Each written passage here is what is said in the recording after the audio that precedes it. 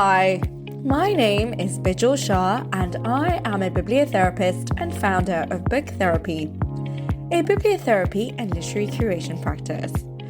I'm also the author of the book Bibliotherapy, The Healing Power of Reading. I curate book prescriptions and provide online training in bibliotherapy. More detail of this can be found on my website, www.bibliotherapy.io. In this podcast, I share my knowledge and research on bibliotherapy, including the latest developments, science, and book recommendations. Join me every week where we take a deep dive into bibliotherapy. We release 2 episodes a week. Voice notes from me, your resident bibliotherapist, and Ask the Bibliotherapist, book recommendations for what's on your mind.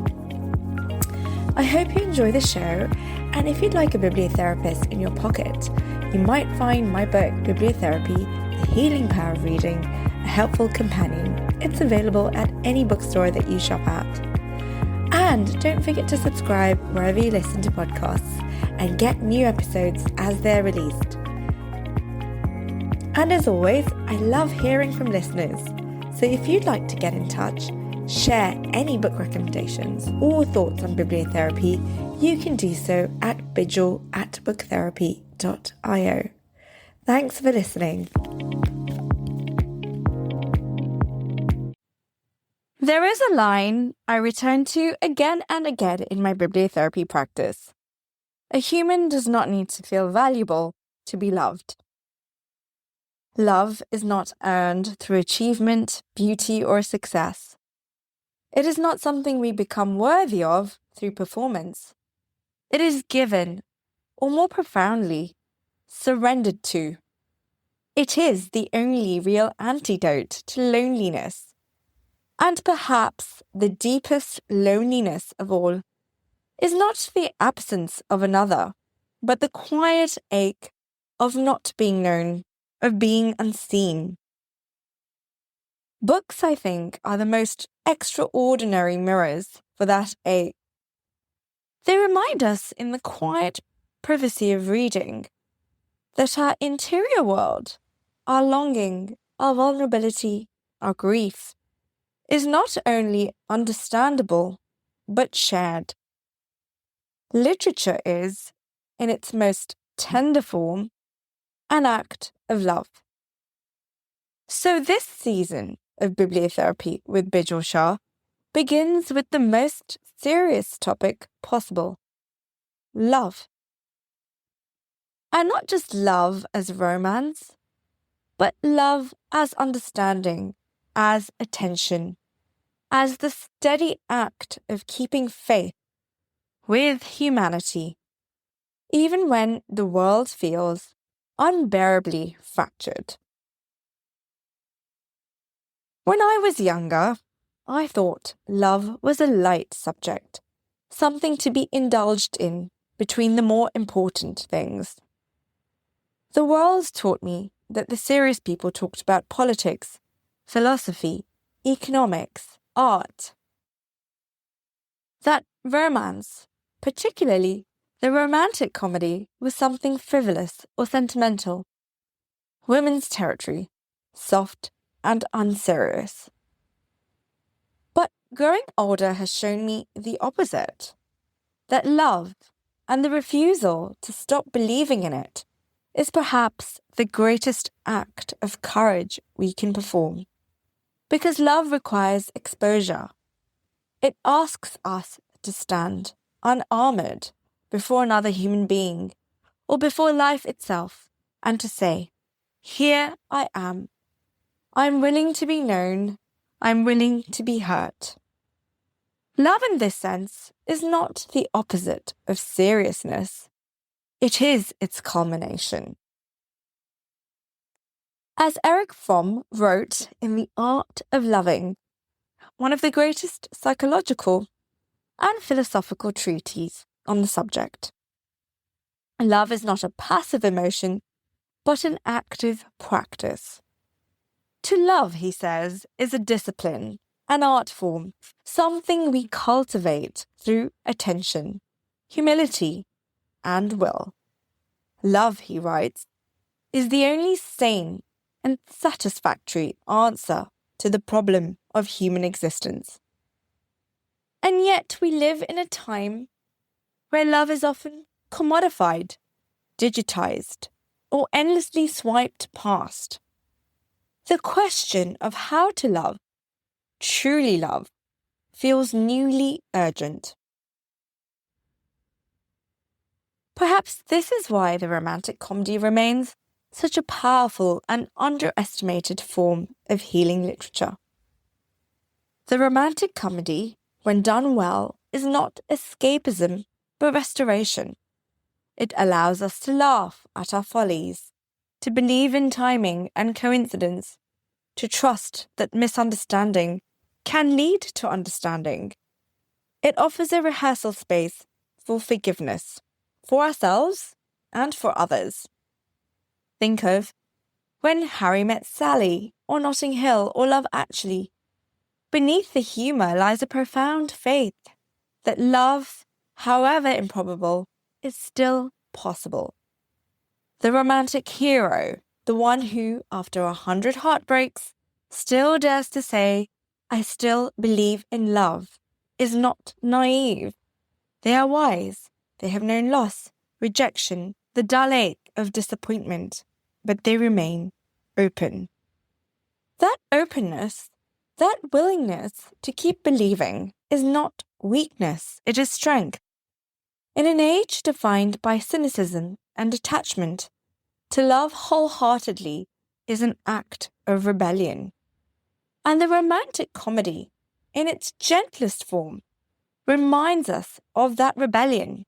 It says, you can still believe, even if the world has disappointed you, even if your heart has been broken by more than one kind of love. There are novels that hold you, that see you.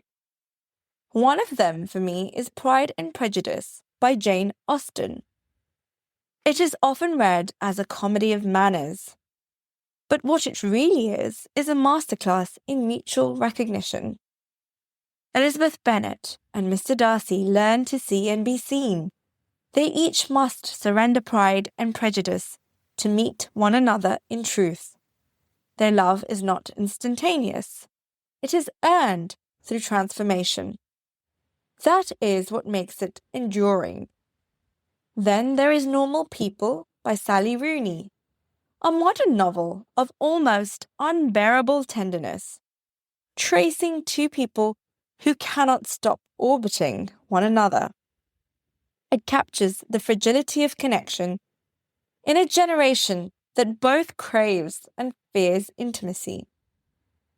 And Call Me By Your Name by Andre Ackerman, which shows us love as fleeting, devastating, and formative, the kind of love that reshapes who we are, even if it cannot last. All of these stories, in their own ways, remind us that to love is to be changed, and that heartbreak, too, is part of the curriculum of the heart. In my work as a bibliotherapist, I have learned that almost every client who comes to me, whether they are struggling with loss, disconnection, or purpose, is also in some way longing for love. Sometimes it is romantic love. Sometimes it is self-love.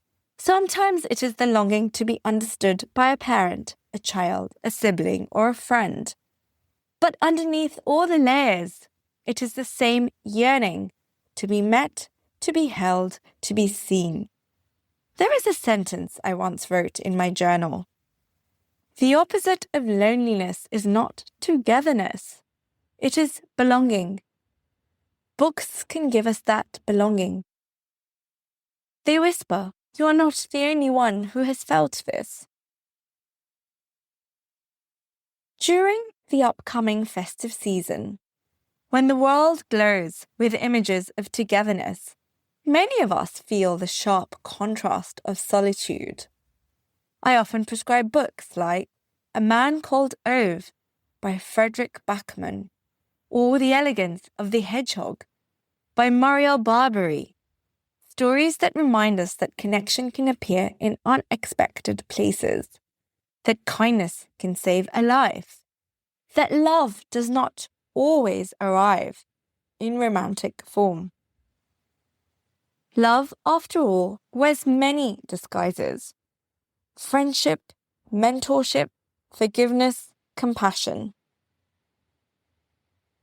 One of the great truths of romantic love is that it can lead us closer to the divine. In the Sufi tradition, divine love and human love are intertwined. Every longing for another person is, at its root, a longing for union with the eternal. The poet Rumi wrote, "The minute I heard my first love story, I started looking for you, not knowing how blind that was." Lovers don't finally meet somewhere. They're in each other all along. Love in this sense is sacred, not because it is perfect, but because it reveals us to ourselves. True and lasting romance may depend on our ability to see love as a spiritual practice, not merely an emotional one. When we love well, we participate in something larger than the self. We touch the divine. Books like The Prophet by Kahlil Gibran or Tiny Beautiful Things by Cheryl Strayed remind us that love's highest form is not possession, but surrender. To love is to let go of control, of certainty, of ego. So who then is a romantic hero in literature today? He or she or they is not the one who rescues or conquers us. It is the one who remains soft in a world that hardens, the one who keeps faith in love after loss, the one who understands that to love is to risk and to risk is to live. In this way, the romantic hero is an emblem of resilience. From Mr. Darcy to Connell in Normal People, from Elio in Call Me By Your Name to Jo March in Little Women, the romantic hero endures heartbreak, yet stays open. They are not defined by who they end up with, but by their capacity to still believe. And that perhaps is the truest definition of healing. Not the absence of pain, but the ability to love again after it. As we step into an age where technology is increasingly entangled with intimacy, literature has begun to explore love through new and unsettling lenses. Kazuo Ishiguro's Clara and the Sun imagines a world where artificial companions are designed to love humans, raising the question, can love exist without consciousness? Can affection programmed still be authentic? Similarly, Ian McEwan's Machines Like Me interrogates what happens when artificial intelligence learns to love more purely than humans do. These books remind us that love, even when technologically simulated, still reflects our deepest human need to be known and cherished. But they also warn us that to love truly, we must remain human, flawed, emotional, unpredictable. Love in its essence resists perfection. It thrives on imperfection. In this season, some of the books that I share from my 40 best books of 2025 list will be the books that explore every shade of love, from romantic, familial, divine, and self-renewing. These will be stories that will lift you, steady you, and remind you of the quiet and glamorous miracle of being human. Because reading too is an act of love, an intimate exchange between writer and reader. Every time you open a book, you're allowing someone else's interior world to enter yours. That is trust, that is communion. Now let us return for a moment to Fromm. He argued that love is not something we fall into. It is something we build, practice, cultivate. It is not dependent on worthiness or perfection. It asks only that we pay attention to ourselves, to others, to the world. Love, he says, is an art that demands humility, courage, and discipline. In other words, the same qualities required to live a meaningful life. In this way, every good book, every honest story trains us in love. It teaches us to imagine the inner lives of others, to empathize, to forgive. Reading expands the heart's capacity to hold contradiction. And perhaps that is why literature will always matter, because it keeps us human. At the end of everything, after the heartbreaks, the disillusionments, the years of learning and unlearning, the question remains the same. Do I still believe in love? I do, because love is not a guarantee of happiness.